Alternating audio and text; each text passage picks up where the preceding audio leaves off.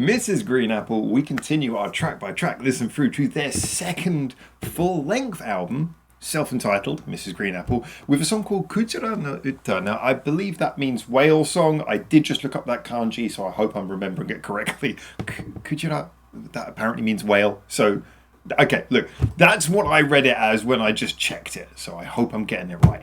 Anyways. So this one's got another music video, which is really interesting as well, because every time you see one with a music video, I always say I think of that as kind of meaning that they see it as a single. It's a song they obviously wanted to promote. The thing is, though, is that I did my due diligence of checking the information under the video, and it's like openly promoting their third album, Ensemble. So I'm guessing that this music video was one that was made later. So, you know, the song obviously was part of the self-entitled album, but I'm going to assume that this music video was made after the fact, kind of more to get people excited for the third album, although obviously the song appears on the second album. Guys, as always, let me know. These things can get confusing. I know that we don't always see, songs don't always come out with the music video at the time. Some music videos come out much later if people just liked the song and wanted there for a music video for it. So anyway, here we go. No idea what to expect. Just seeing this nighttime scene with the lights on the houses, it actually reminds me a lot of Omori's new single that just came out. I can't remember the name. It's the one where he's dancing down the street and it's really funky. That one. It's kind of, that's just the thing that comes into my head when I see this. But anyway, we're going to jump into this. Why is my phone ringing? We're going to jump into this, have a little listen. I'm hoping to enjoy it. No idea what to expect. But I should probably also just give the context of the album. So far, this album has really kicked off with a lot of energy. But in Soft Drink, it started to take... My phone is still making noises. In Soft Drink, it started to take a little bit more of a slightly more sparse, a little bit more of a chilled vibe, but still with like a real sense of there being pace and momentum to the album. So, interested to see what direction this goes in. The name kind of gives me a feeling that it's going to be more of a ballad, but let's see. Let's go. All right, finally, I'm going to press play now, I promise. Oh. Ooh.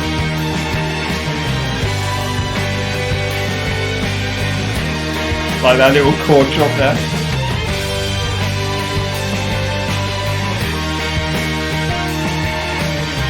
This kind of gives you a chance to hear the pianos and everything building up. Very business-like.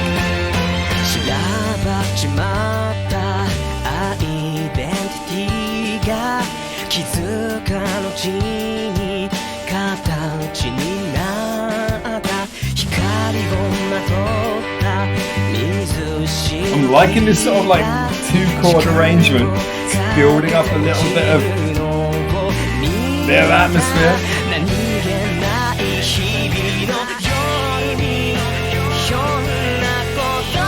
Yeah. Ooh, okay. Oh, the piano's nice. Adding a lot of expression over top.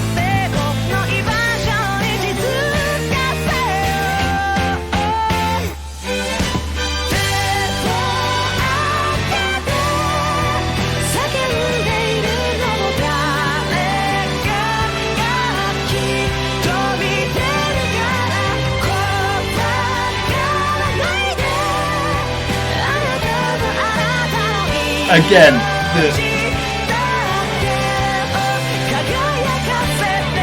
it's a very Omori chorus. He loves those little skips in the beat.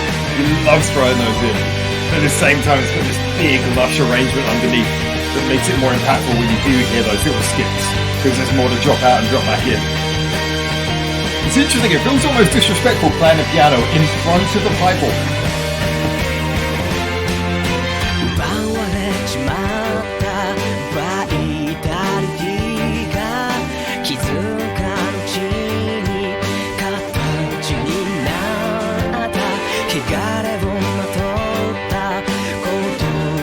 That piano note, keeping the tension going over the top. Love it. So simple, so effective.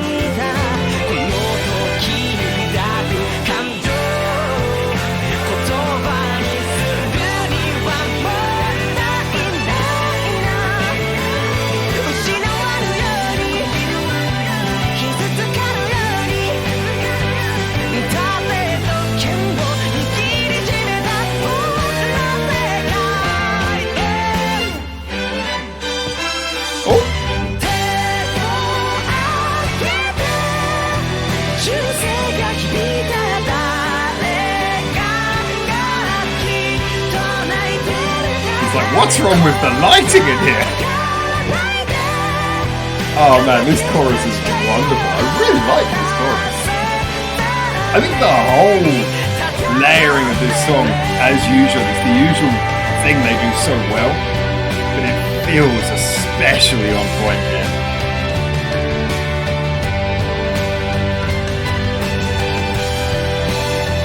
Oh, that's nice. Just an instrumental bridge, very simple.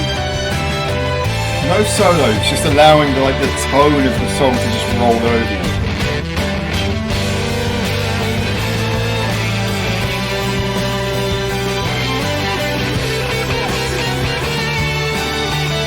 Oh, that's like that soft rock guitar sound. Really love it. Tonally, this song is really good.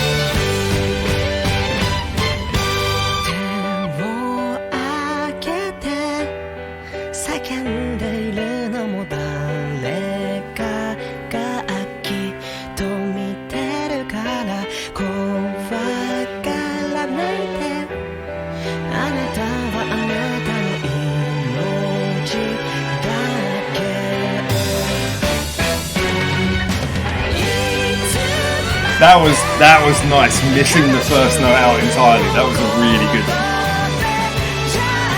I like that.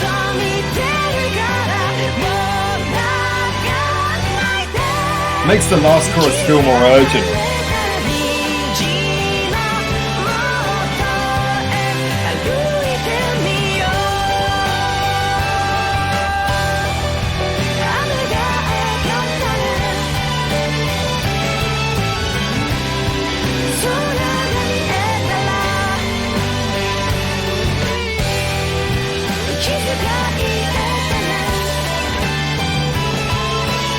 Yeah, I'm genuinely very taken by this.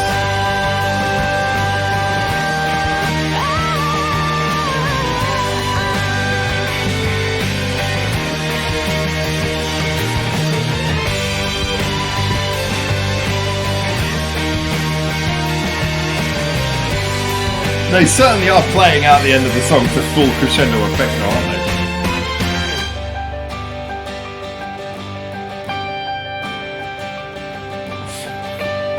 That is a very self-indulgent 6 minutes, but I think they earned it. Nice. All right. I'll give you that. You earned that 6 minutes. All right. So some honest thoughts about this. This was really very, very charming. I think a lot of what worked for this was very much based on the fact that it has this grand soundscape. Again, this is something that we've heard Mrs. Green Apple do so many times. I get it. This sort of grand soundscape with the strings, the guitars, the bass, the drums, the pianos, they all layer beautifully together to just create this lush sound. I will say though, sometimes it's interesting when you talk about a lot of Mrs. Green Apple songs if you talk about any band, enough of their songs, there'll be certain elements of the formula that you do have to acknowledge, and you do have to say in the best songs, in the worst songs, oh, it's got this part of the formula, but it maybe gets it right here, or it gets it wrong here, or it uses it well here, or uses it not as well here. And then you also talk about the things that the song does differently from the signature qualities of that artist. When it comes to this song, a lot of what it's doing is very much the signature Mrs. Green Apple thing in regards to those big lush arrangements and such like, and the little stop-start bits, which are again a massive signature of Amori's writing style. I will say though, I feel like this it took a very traditional approach. The structure was very traditional in a lot of ways. Although it has got another thing that he does, which is those slightly delayed before the song drops in, and then it comes in. He's a lot of that. He likes that. He likes delaying the drop of the chorus, which again, I respect it. In this particular case though, yeah, I thought this was genuinely one of the nicest examples that without going back and listening to all of them, this is one of the nicest examples that I can bring to memory of one of those big, I think almost anthemic style ballads that seem to be a big part of Mrs. Green Apple's portfolio, perhaps a big part of their singles especially. This was one of my favourite ones. Recency bias aside, I think this is going to be one of my favourite ones. I really enjoyed everything about the way that this did come together. The chord pattern in this was rather different, actually. That there are certain chord patterns that I think Mori likes to revisit. This one felt a little bit different to me. It was interesting how it starts with this sort of big grand sound where we start on a very happy chord and then we go to a slightly more doubtful chord, but then we come back and everything's happy, and then we go back to something that's a little bit more edgy. And this is kind of the thing, is like that chord pattern that kind of underpins a large amount of the song. It's kind of taking you from happy and everything sounds grand and there's strings and there's pianos, but there's also a little bit of doubt. And going back and forth between that is just kind of a nice way, because you know that when you're going through that, going back and forth, the song's almost kind of saying to you, it's like, we've got this grand thing, but there's a little bit of a tension and you're going to have to wait for it to be resolved, because obviously a chord pattern is just going happy, edgy is not resolving satisfactorily. So it's kind of like getting you like ready and prepared for a song that's going to take you on a journey. And then the song takes you on this big journey, goes through all these things. We have the bridge was extremely simple, but I actually felt it had a certain charm to it. The fact that when the bridge comes in, it's just kind of like, it's not even a solo, it's just this big lush instrumental. It's just allowed to carry on playing for a few bars. Then the solo comes in, and the solo, I actually do not. I'm not someone to usually go crazy over guitar solos, but this was just such a classic old school soft rock, a little bit of fuzz distortion, kind of like, some bending some of the strings, getting some of those nice passionate bluesy notes out of the guitar kind of thing. It was that kind of solo. It was just so easy, creamy, nice to listen to kind of thing. So I really enjoyed the solo. I thought it was cool. But it just kind of like leads you into the last chorus. I would say that if I were to say anything, I think the 6-minute runtime is pushing its luck a little bit, because I think that the last chorus, because the bridge is relatively simple, I think it's nice, it's enjoyable, but it doesn't exactly ramp you into the last chorus. Like the last chorus doesn't feel like it's bigger than the first two choruses that came first. It just feels, because the first two choruses, they both feel huge, and the last chorus feels kind of the same, not in a bad way. It just feels huge again.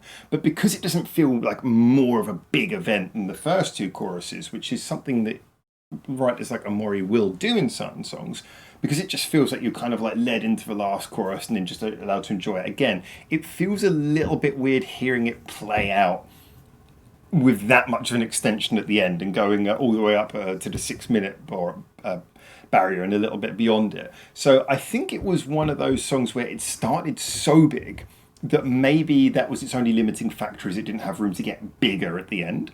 I will say though that this is definitely, when I say that with one thing in my mind, which is that that's going to very, very much mean that it's depending on your mood.